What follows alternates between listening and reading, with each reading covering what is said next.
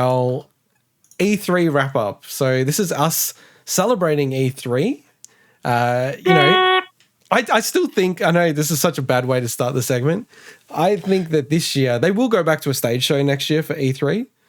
But I think this should teach a lot of the publishers that going too hard in E3 is not actually worth it. I think you get so many of your announcements drowned out by all the other media covering it.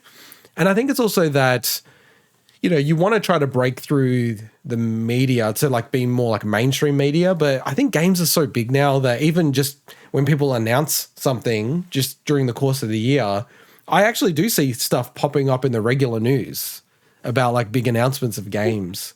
So I think, historically they used E3 as a mechanism to try to pull it all together and then, get a big bang in terms of, mass media. But I don't think it's required anymore. So I'd be kind of surprised if next year's E3 is actually bigger than this one's. And this one, in some ways, may have disappointed some people. Like, do you think next year will be just as big as this year? Hard to tell. Maybe next year they'll go back to having an actual physical E3. Oh, they definitely will. There's no doubt about that. Like, they're already talking about the Game Awards being physical this year. That's in December. So you don't have a view on it? Well, no, the only thing I think is I actually kind of like the format of having them do it all digitally, having the releases like this. I don't know. I don't mind it. It's convenient given that I can't go to E3 physically anyway. So well, for me, I actually miss the stage show presentations because it's live and because you got people who aren't naturally like presenters. That's a good point as well. Yeah, you get the amount of memes and like funny shit that happens. Like I feel like all those awesome compilations that YouTubers do of like just people failing at like E3. To me, I really miss that. Like that's almost the charm of E3 a little bit for me. That it's just like so embarrassing some of the people and the way they present and stuff like that. Just like us. Yeah, well, by the way, if I had to like do that, I'd be like shitting myself. Like, yeah, because gamers are like some of the most critical people out there. You probably couldn't pick a group of people who are more critical in that way. So, all right, well, let's just before, because we're going to go through like how we went with our predictions, what our each top 3 highlights were for the show. And then also to our biggest disappointments. Were there any other things before we were wrapping up E3 that you wanted to shout out? Swinny, anything from you? No, Swinny's off. He's just off. Yeah. No, nothing from me. I'm also like how you're like just for people who are listening on the podcast, Mike is like shaking his head, like indicating no in a primarily audio podcast. No, it's my thought process. It's me thinking aloud of what's inside my head, which is a bit... I was dropped as a child, okay? Jeez, just like, don't blame my mum for it. It was an accident. This is Eurojank in action. This is how the Eurojank happened. Dropped as a child, in case anyone's wondering. Oh, God. All right. Also, while we wait for Swinny, given that I was born, I won't mention the exact year or anything, but I was born right after the Chernobyl incident. Well, then people can easily pick when you're born, you idiot. Whatever, it doesn't matter. They won't know the exact time, so they can't dox me just yet. Anyway, so the radioactive cloud that moved across all of Europe affected me mentally and in other ways. In some ways positively, I have to say, but I didn't endowed. Did which it go I would in that like direction? To blame the radiation for. I thought it didn't go in that direction. No, it did, and it actually affected places like I think Sweden. Yeah, that's what I thought. I thought it went in that direction, not in. It kind of went sweeping. It moved around. Really? It moved around. Okay. So other than the fact that it affected little Mikey, little Mikey, radiation growth. No, radiation shrinkage. You mean growth? Shrinkage. It's pure shrinkage. Radiation poisoning shrinks. It shrank from the initial 10 inch it was going to be. That was naturally endowed. I like how you just go straight to being vulgar about slightly smaller at 9. Anyway. Just lop off 10, like a decimal place. Fine, I'll mop off a decimal place. Anyway, all dumb jokes aside, apparently what did happen though, and it's kind of relevant because Stalker was announced at E3, so it's part of the conversation. I'm just waiting for Swinny here. Yeah. By the way, Swinny, when you listen back to this, Mike is the worst. I will never do this podcast again just with Mike. So I ask him something and he shakes his head no. I'm like, this is an audio podcast, you idiot. It's just my brain. And then I'm like, I'm trying to like just not pat it out. I'm giving good value to the listeners, but this idiot is like, oh, no, got nothing to say. I'm like, what do you think about next year? Oh, nothing. Who knows? I don't know what's going to happen next year. I'm like, yeah, of course you don't know what's going to happen next year. I was thinking aloud. Sorry, dear big wickers. I just have to go and quickly do something. So. Swinny, you've earned the right to do this. Mike never has earned the right. But anyway. Let me just finish that point. The point. No, there is something that's not a joke. It actually, there's a lot of people from that era that have thyroid issues, and it is believed. What are you talking about? Okay, he's talking about Stalker and Chernobyl. Okay? His idea of padding things out. His idea of padding things out is to talk about the Chernobyl incident, and he's talking about radiation poisoning and people dying. This is what's happened since you've gone, Swinny. What, to not talk about your highlights and your disappointments? Yeah. That's not padding it out enough.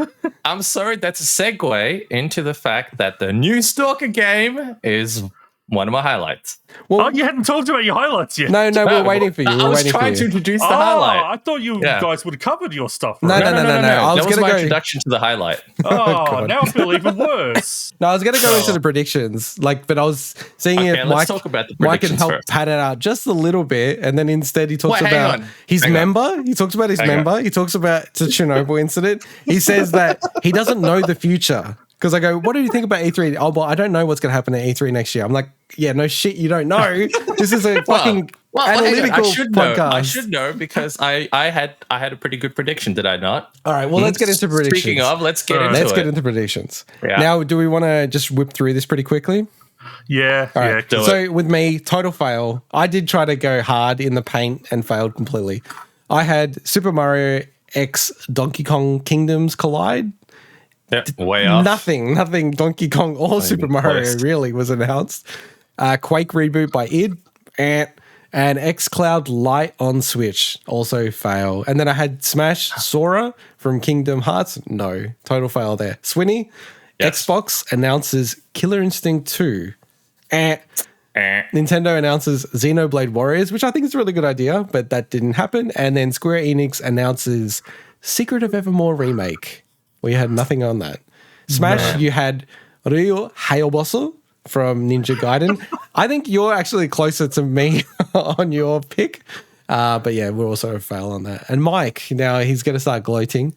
And I'll cover it then. I don't gloat. I don't gloat about my 9-inch penis. I do not gloat, okay? Well, you're not going to go... Integot schooling other people on gloating. The king of gloat. I think once you get to your other predictions, so you had new Fable gameplay, and it's going to be released in November 2021. Hear me out. Apparently, it's running on the same engine as Forza Horizon.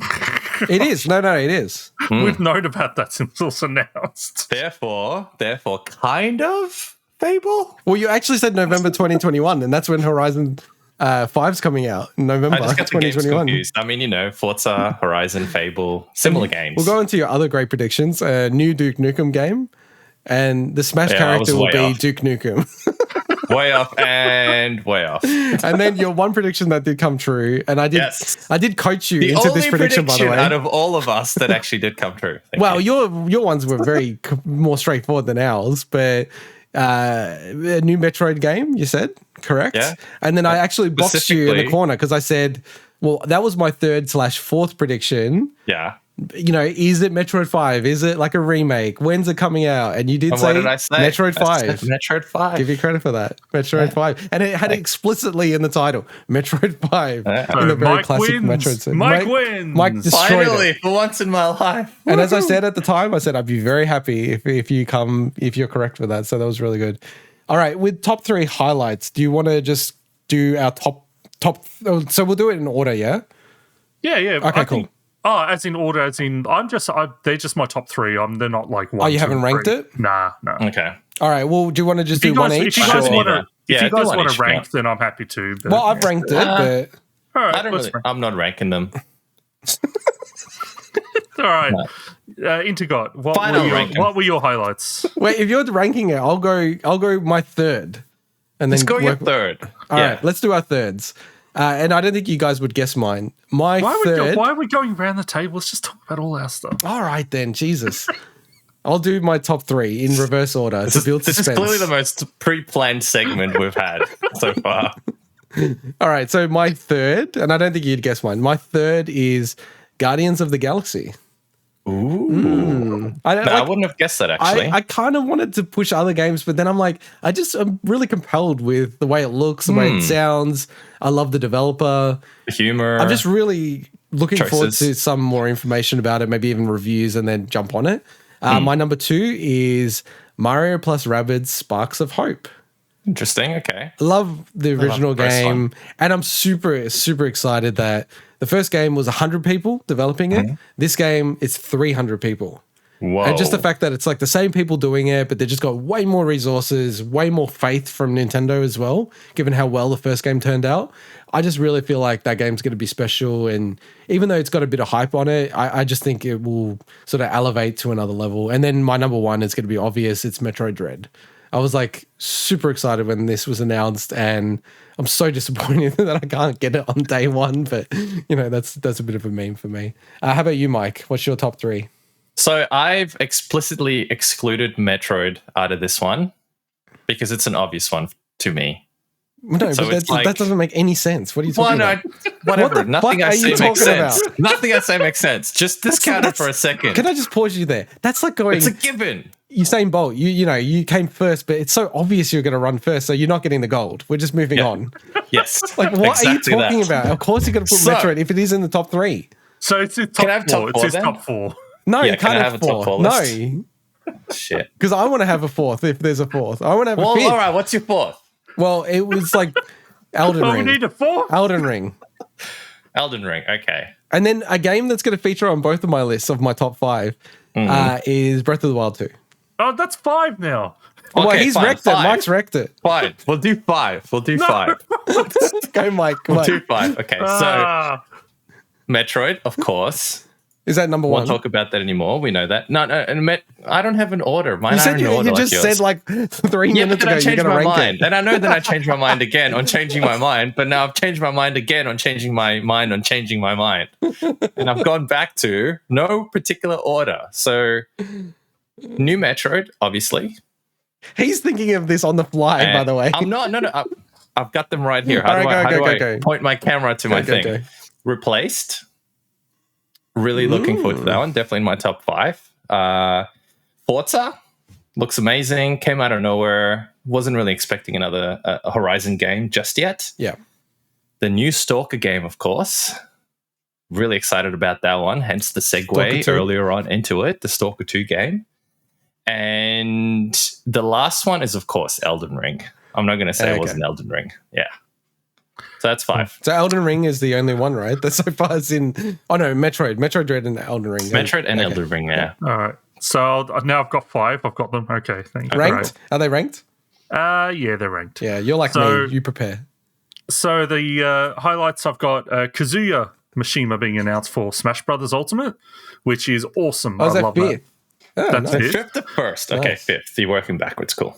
Then Elden Ring. The reason why Elden Ring isn't higher is because, I've had years to be hyped about Elden Ring. Yeah. So it was great to see the awesome gameplay, but it wasn't a new announcement, which is what the next 3 are. Yeah, so, I was exactly the same as you. I was exactly. I know what you mean. Yep. Same. Then I had Elix 2. As I said, I was so pumped about this. It dropped well after midnight, and I was planning on getting a little bit of sleep before we did a reaction, I think, or something like that. And it was it just kept me up. I'm like, oh my God, I'm so pumped about this. Next one is Tiny Tina's Wonderlands. No surprise that is one of my announcements of E3. I'm so pumped for that. I'm a huge fan of Assault and Dragon Keep from Borderlands 2, and I'm currently playing through Borderlands 3, so it's very timely. I actually don't know what your number 1 is necessarily, but go on. Castlevania. My number 1 is Metroid Dread. Okay. Why wouldn't it be? No. Well, you're sometimes you got some interesting stuff. Yeah. No, usually you have plot twists. It's good. I mean, I'm a huge fan of Metroid, so this was possibly the best news that Nintendo could have announced for me. So I love it.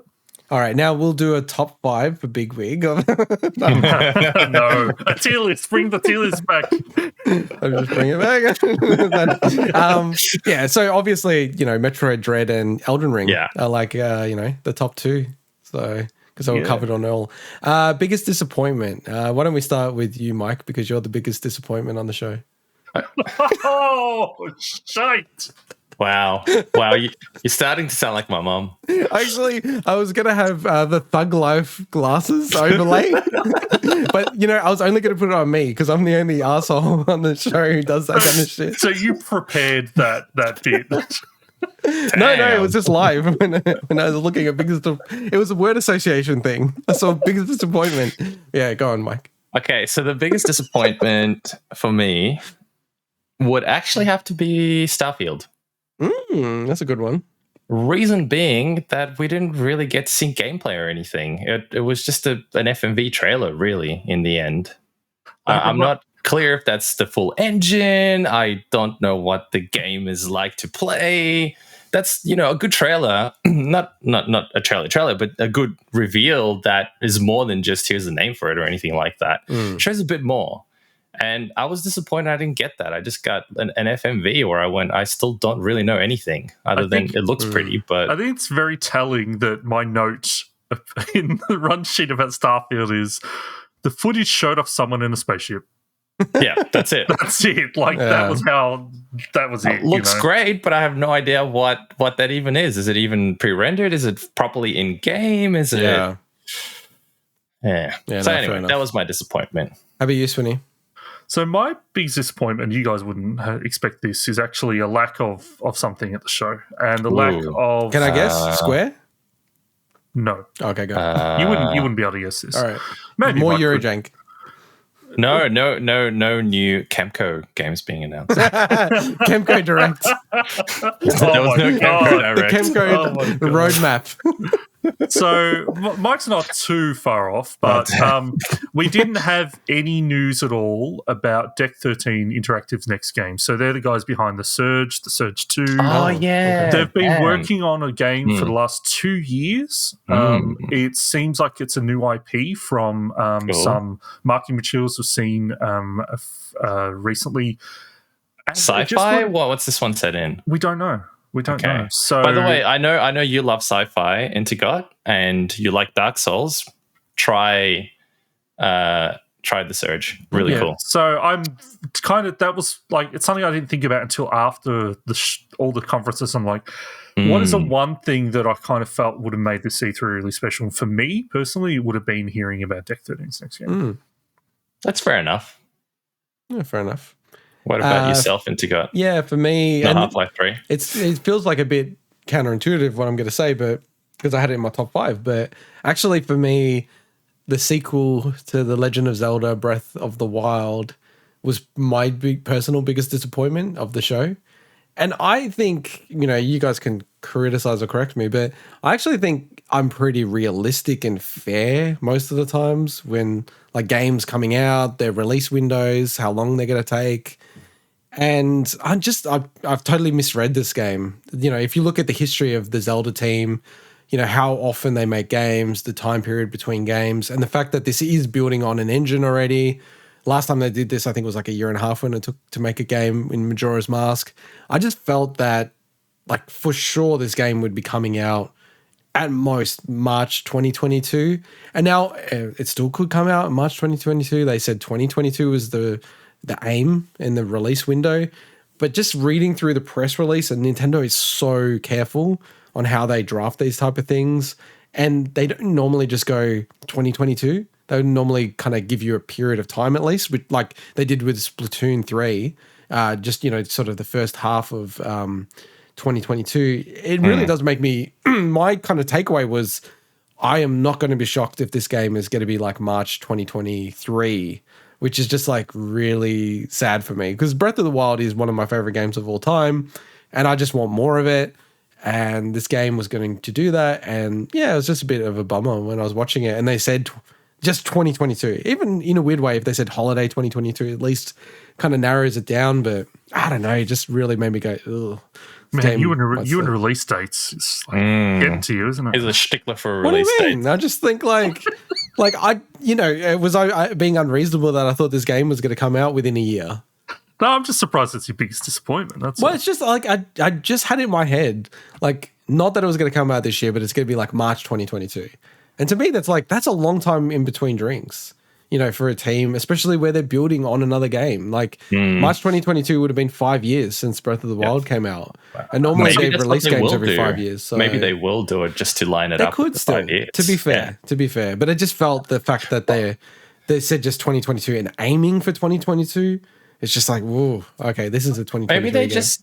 Yeah, they're. I mean, I guess it's Nintendo. I don't really know their history with announcements and timelines and whether they met those timelines all the time. But it feels like they're obviously in a position where they don't know what's going to happen over the next year, how COVID's going to impact things, development timelines, etc. So they probably went, shit, put a bit of a buffer in there, but don't overstretch the buffer just in case we can actually get it done in that time. So, Well, the problem though is like this Zelda team has now got a history of slipping.